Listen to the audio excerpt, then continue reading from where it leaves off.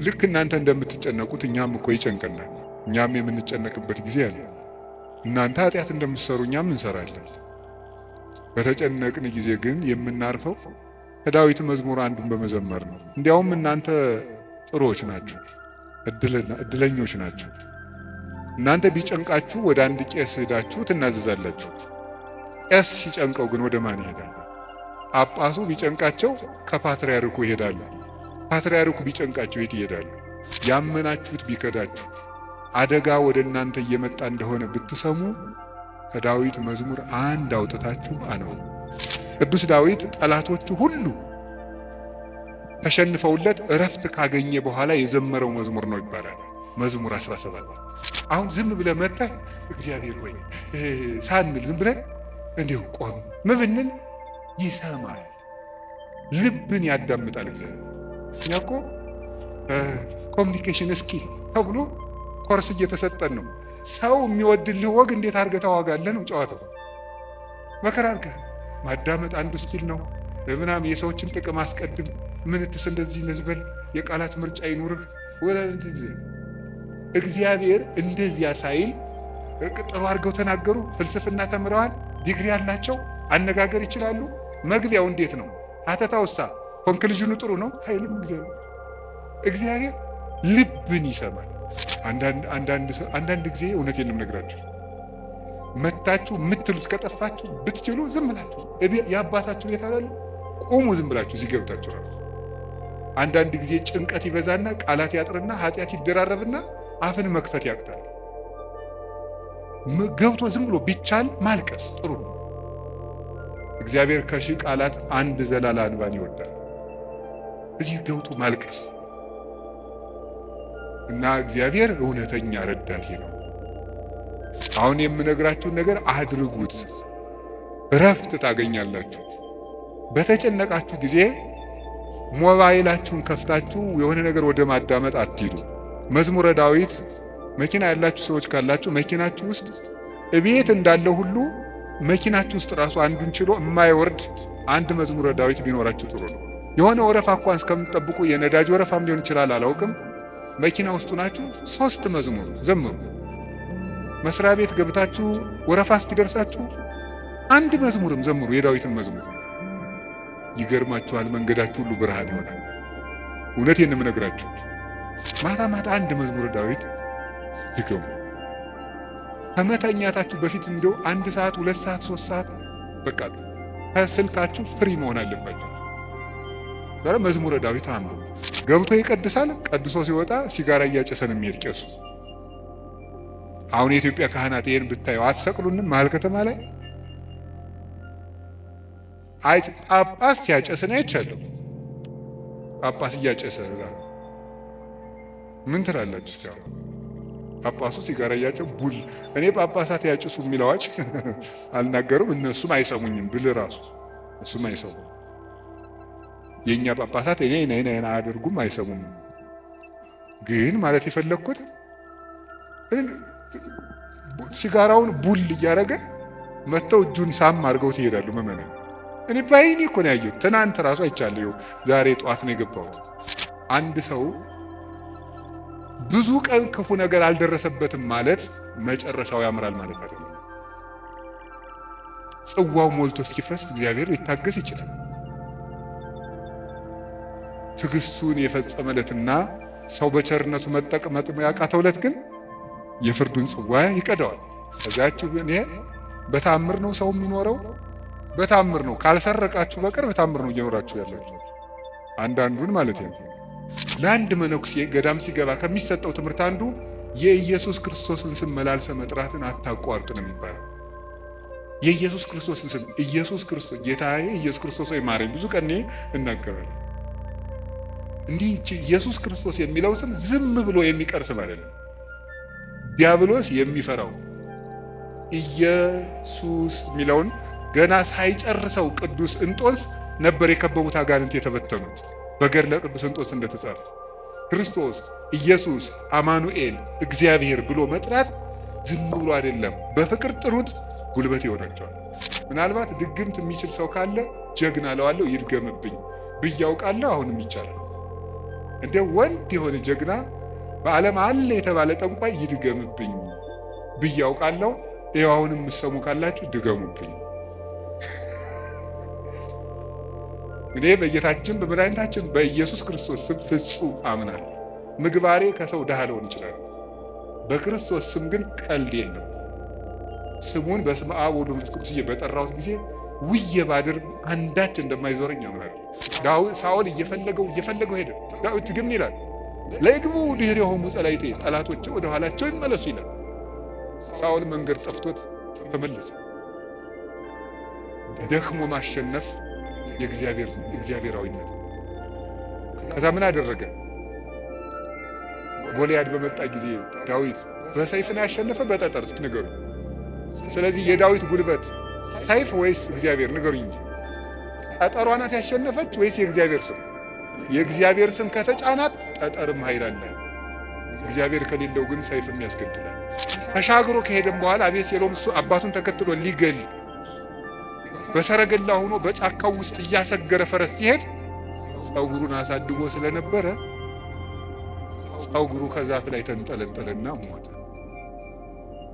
ዳዊት ግን ፈረስ ላይ አልወጣ፣ ምክር አላማከረ። አቤቱ የአኪጦፌልን ምክር አፍርስበት እንዳለ የክፎችን ምክር አፍርሶ ዳዊትን ስለታደገው አቤቱ ጉልበቴ ሆይ ሙሉት እናንተ። በስመ አብ ወወልድ ወመንፈስ ቅዱስ አሃዱ አምላክ አሜን። አፈቅረከ እግዚኦ በኃይሌ፣ ጉልበቴ ሆይ እወድሃለሁ በሚል ርዕስ ነው የምንማማረው። የቅዱስ ዳዊት መዝሙር 17 ቁጥር 1 ላይ የምናገኘው ኃይለ ቃል ነው። እስኪ ሁላችሁም አቤቱ ጉልበቴ ሆይ እወድሃለሁ በሉ። ደግማችሁ በሉ። አቤቱ ጉልበቴ ሆይ እወድሃለሁ በሉ። ሶስተኛ አቤቱ ጉልበቴ ሆይ እወድሃለሁ። እሺ፣ መዝሙር 17 ቁጥር 1 ላይ ቅዱስ ዳዊት የተናገረው ኃይለ ቃል ነው። ሁላችሁም እንደምታውቁት ቅዱስ ዳዊት የእግዚአብሔር ፍጹም ወዳጅ ነው።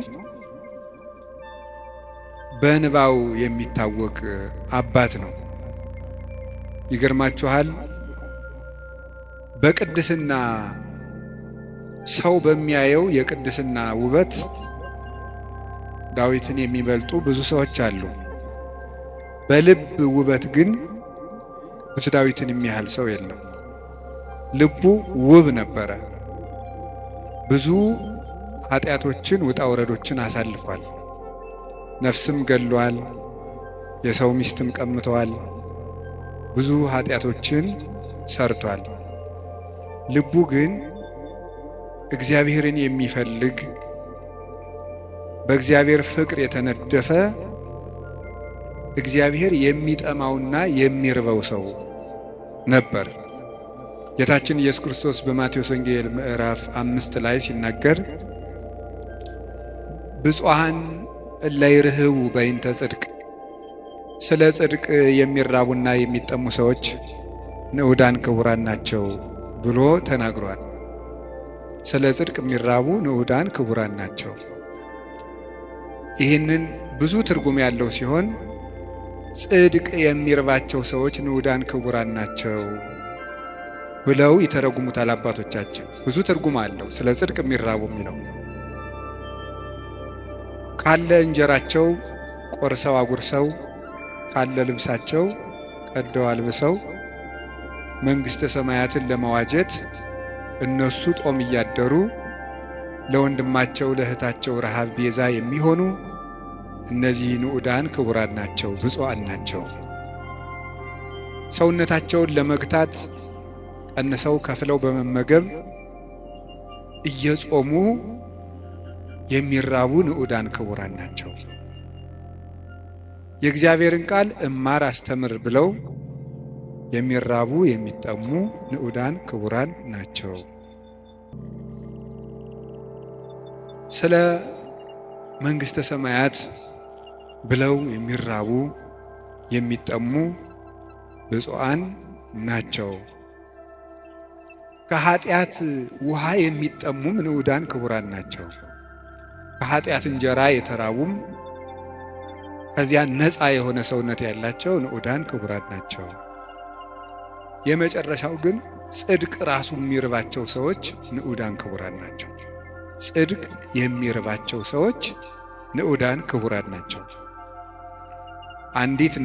አንድ ሰው በደህና ሰንብቶ ምግብ አልበላም የሚል ከሆነ በእርግጥ ሰውየው እንደታመመ በዚያ እንጠረጥራለን። አሞት የሰነበተ ሰው ደግሞ ምግብ አቅምሱኝ ማለት ሲጀምር እየዳነ እንደሆነ በዚህ እንረዳለን። ጽድቅ የሚርበው ሰው ነፍሱ ጤነኛ ናት። እግዚአብሔር የሚርበው፣ ቃለ እግዚአብሔር የሚርበው፣ ማስቀደስ የሚርበው፣ ኪዳን ማድረስ የሚርበው፣ መጸለይ ግዴታ ሆኖበት ሳይሆን ርቦት የሚጸልይ፣ ጠምቶት የሚጸልይ፣ እግዚአብሔርን ፊቱን የማየት ረሃብ ያለበት፣ የእግዚአብሔርን ፊት የማየት ጥማት ያለበት እሱ ብፁዕ ነው ማለቱ ነበር ጌታ። እንዲህ ያለች ነፍስ ካላቸው ቅዱሳን ውስጥ የመጀመሪያውን ቦታ የሚወስደው ቅዱስ ዳዊት ነው። እግዚአብሔር የሚርበው ሰው ነበር። እንዲህ ብሎ እንደተናገረ ሐሰስኩ ገጸከ ገጸ ዚአከ አሐሰስ እግዚኦ ኢትሚት ገጸከ ምኔ። አቤቱ ፊትህን እሻለሁ፣ አቤቱ ፊትህን ከኔ አትመልስ። አቤቱ ፊትህን እፈልጋለሁ፣ ከባሪያህም ተቆጥተህ አትራቅ። ኃጢአቴ ክፉ ቢሆንም እንኳን በኃጢአቴ ተቆጥተህ አትራቀኝ፣ ፈጣሪ ቸል አትበለኝ እያለ የእግዚአብሔር ፊት ይርበው ነበር። ወከመ ያፈቅር ኃየል ሀበ አንቅዕተ ማያት ከማሁ ታፈቅር ነፍሴ ሀበ እግዚአብሔር አምላኬ። ዋልያ ወደ ውሃ እንደሚናፍቅ ሰውነቴ እግዚአብሔርን ተጠማች። ሲሳዬ ኮነኒ አንብዕየ የፈጣሪዬን ፊት ያለው ብዬ የማለቅሰው እንባዬም ምግብ ሆነኝ። ወተሐውከት እማት ዓይኔ ይላል በሌላው፣ ዓይኖቼ ያንተን ፍርድ ከመፍራትና ፍቅርህን ከመፈለግ የተነሳ እንደ ተቆጡት ልጅ ብክን ብክን አሉ።